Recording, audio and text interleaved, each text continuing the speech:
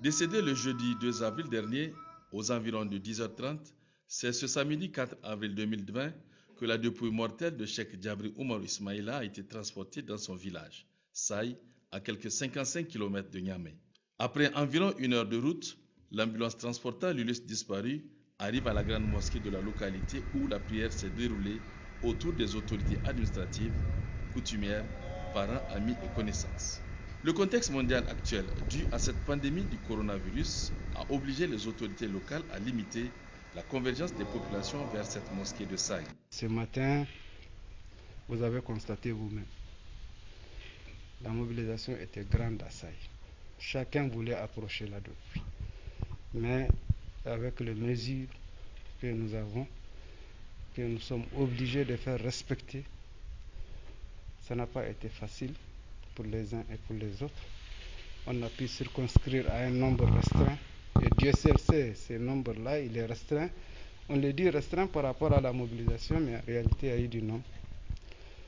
Et que l'émotion était particulière. Ça se lisait sur tous les visages. Cheikh Djabri Oumarou Ismaïla, président de l'Association islamique du Niger, imam de la grande mosquée de Niamey, a toujours incarné la sagesse, la paix. C'est ce personnage qui nous quitte à l'âge de 58 ans. Cheikh Djabri sera inhumé ici, dans la concession familiale, aux côtés de son illustre père, Oumarou Ismaïla, qu'il a succédé en août 2011 à la tête de l'Association islamique du Niger.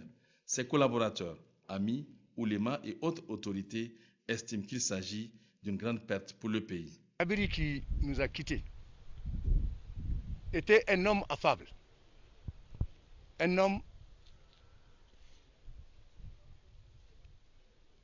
intègre, un homme souple et un homme de compromis et non de compromission. Parce qu'il est resté à l'écoute des populations, sans désemparer. Il a toujours expliqué aux gens ce que le Coran nous a enseigné.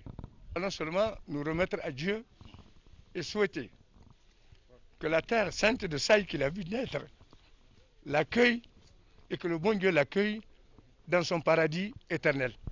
Cheikh Djabri est un homme exemplaire, que la terre lui soit légère. Je suis dans l'obligation d'effectuer les déplacements sur Saï, je n'ai jamais vu Saï. Il faut cette occasion pour voir, en tout cas, Saï. Toutes ces années à Niamey, je ne suis jamais venu à Saï.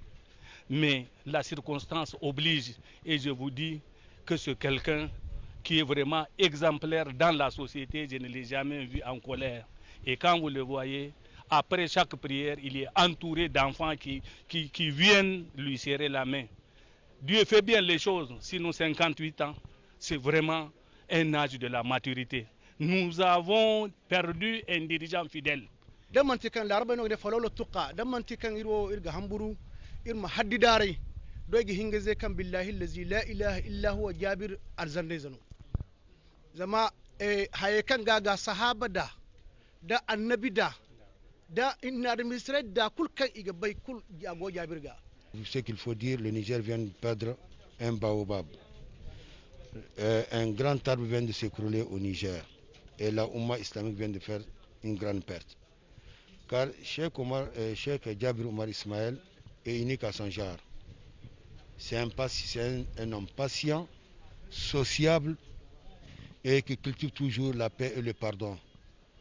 Il nous a laissé un vide, un grand vide.